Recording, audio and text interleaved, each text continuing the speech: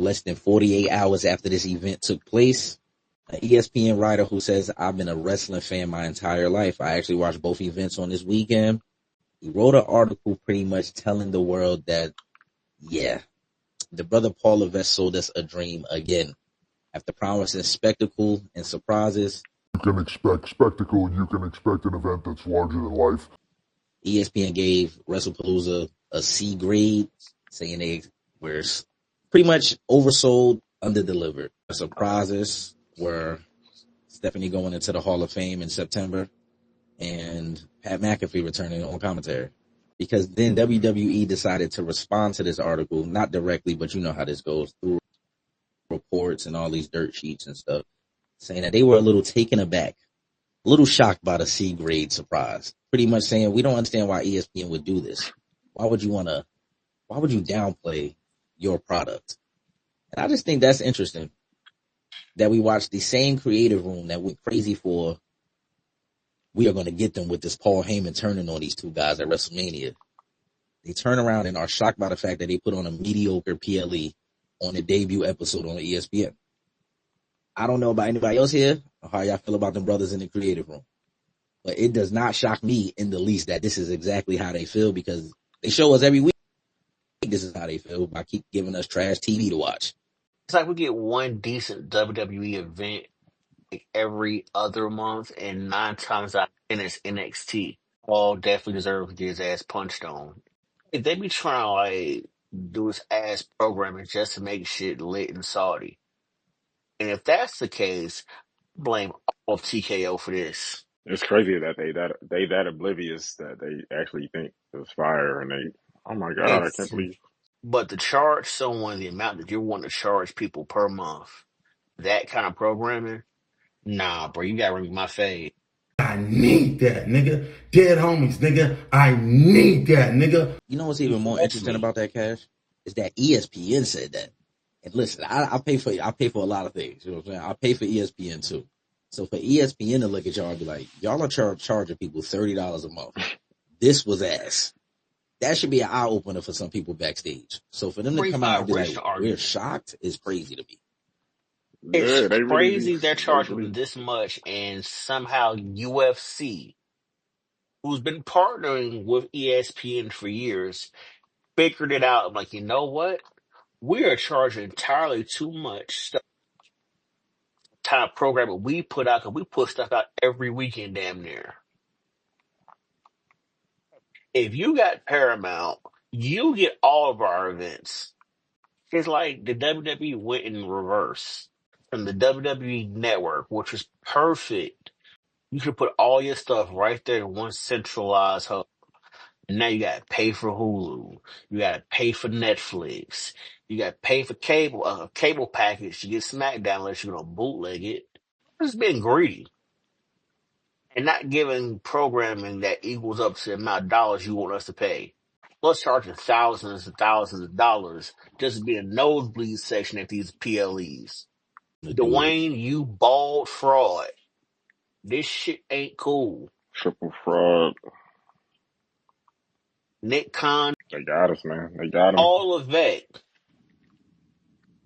Tweeting that this is going to be the greatest show since sliced bread, and this shit is one-ply wet toilet paper. I mean, hopefully, I hope they keep doing this. Like, I hope ESPN keeps speaking up. So, you know what I mean? Maybe some shit will change around here. Like, yeah, that shit was ass. Tell them every event, let these niggas know. Like, you know what I mean? Like give them a report card or something. Like, let them know what the fuck we as the consumer wants to see.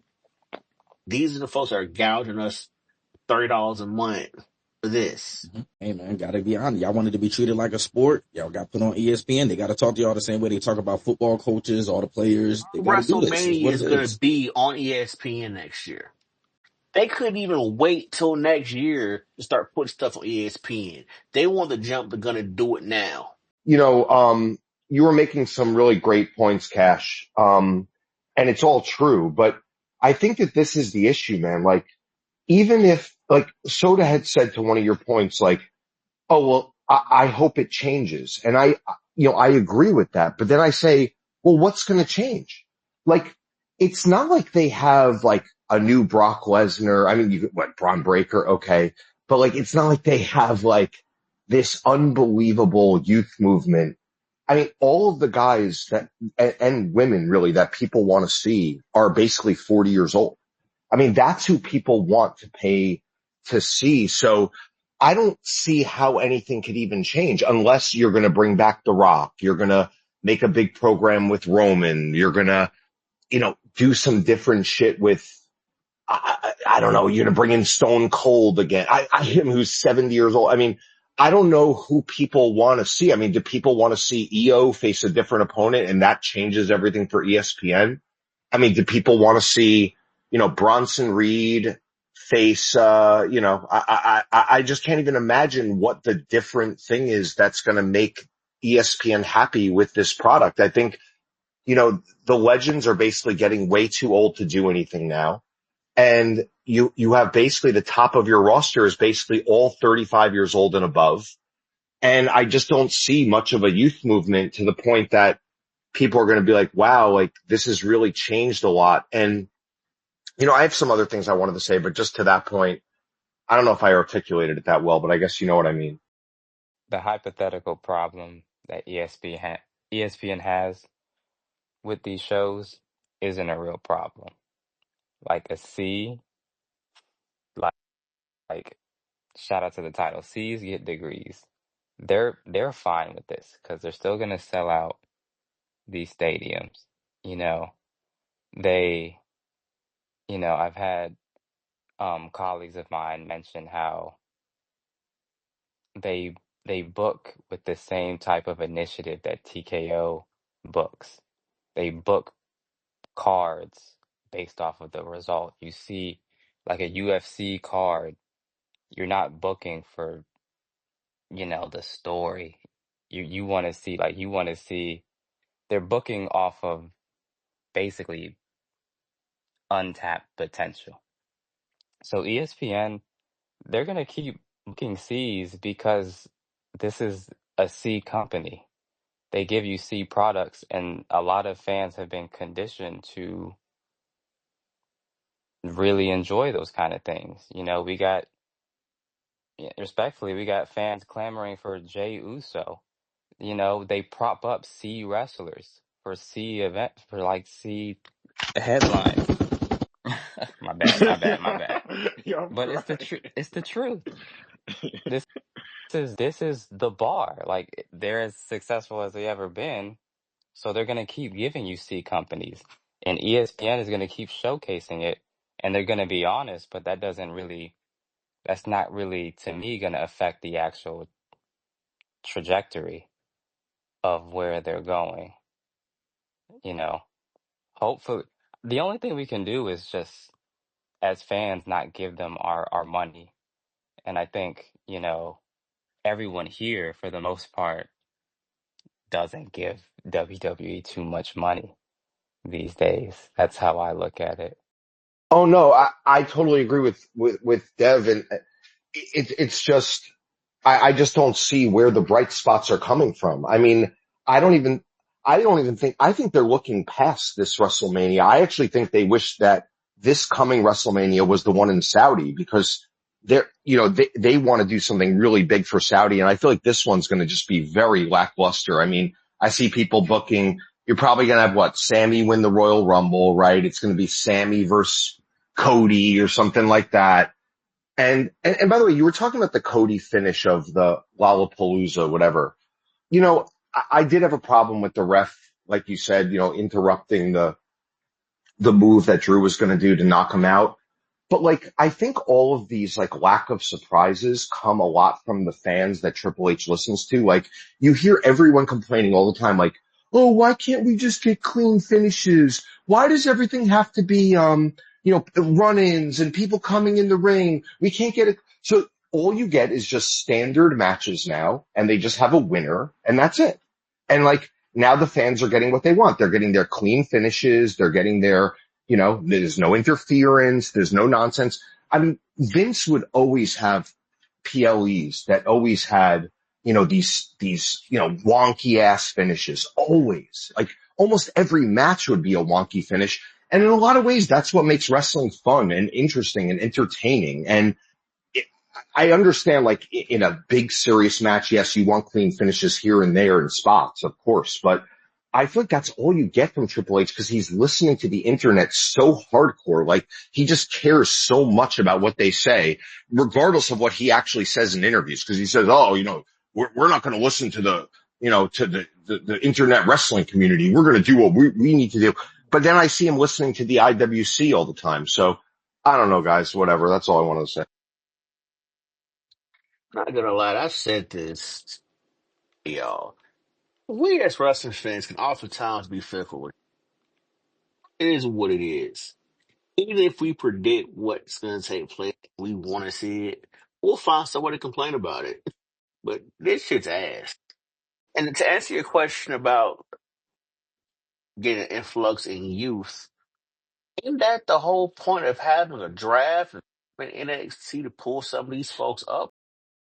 The issue with the young talent influx is that the priority, and we've seen it the past year, almost 2 years, the priority is nostalgia runs. John Cena retiring, AJ's next, Brock is in his twilight, Randy's in his twilight. So WWE is prioritizing legends and veterans and older Cody Rhodes and LA Knights and out of breath Usos.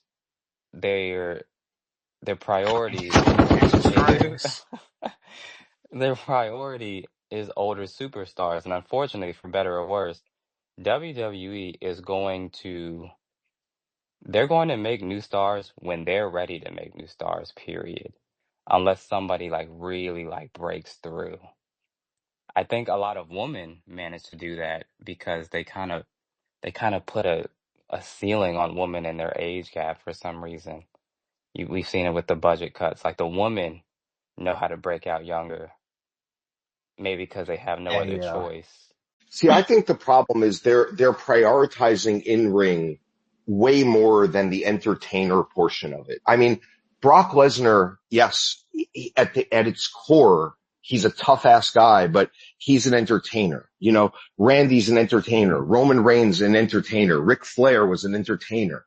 Shawn Michaels an entertainer. Yes, they're both good in the ring. wrestler They're and good. entertainer. Yeah, that's what I'm saying.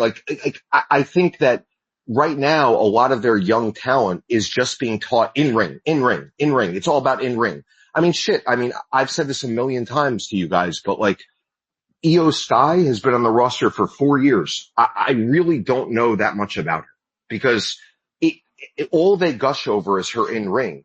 But when it comes to anything beyond that, like storyline, I think it's very hard for her to carry a storyline, but they don't give a shit about that because they think all these fans care about is in ring, in ring, in ring. And you need more than that to really connect with an audience and have them really want to pay money to see you beyond just a match. And I think like Braun Breaker, I mean, I don't know really too much about him in the year or year and a half he's been up. Other than tough guy and we bark. He runs fast and we bark when we see him. I haven't Probably like seen, three things about Braun. I just think, Played bro, at Kennesaw State. I just think they're doing a terrible job at developing characters that people will care about now and in the future under Triple H. That was done way differently for 40, 50 years under Vince. And that's what I think a big part of the problem. It's funny you said that about EO because all I've been saying for the past 2 weeks, all she been doing was smiling in women's faces and getting yelled at by Oscar. For the past month and a half, all she been doing was smiling and getting yelled at. Shit need to change.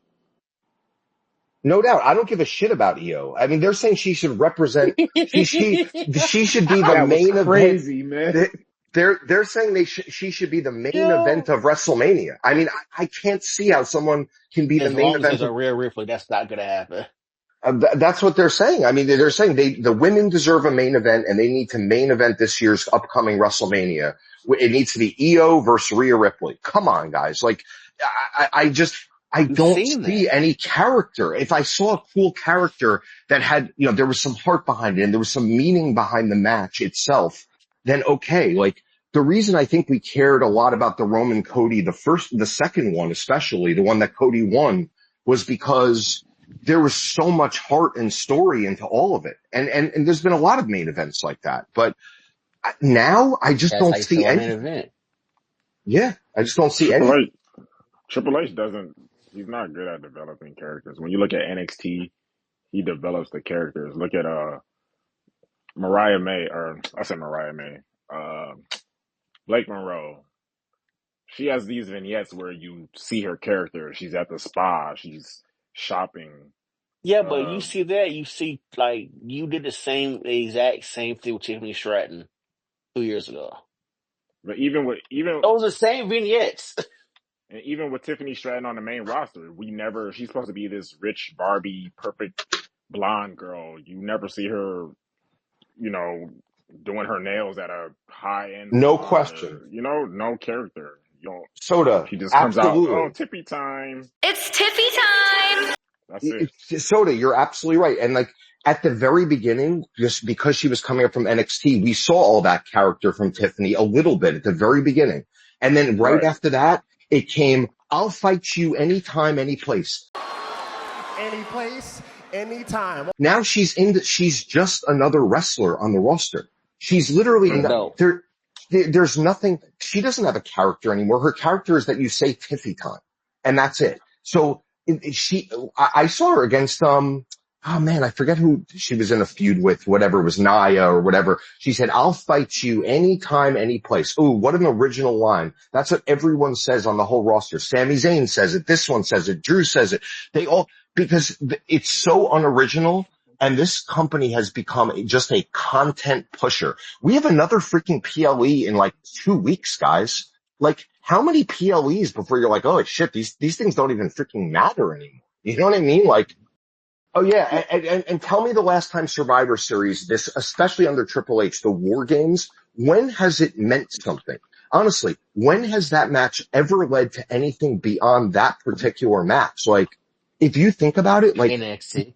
yeah, well, yeah, exactly. The War Games match means nothing. It ends and then it's all over. It's some random thrown together. It'll be Cena and Cody and Roman and whatever it'll be.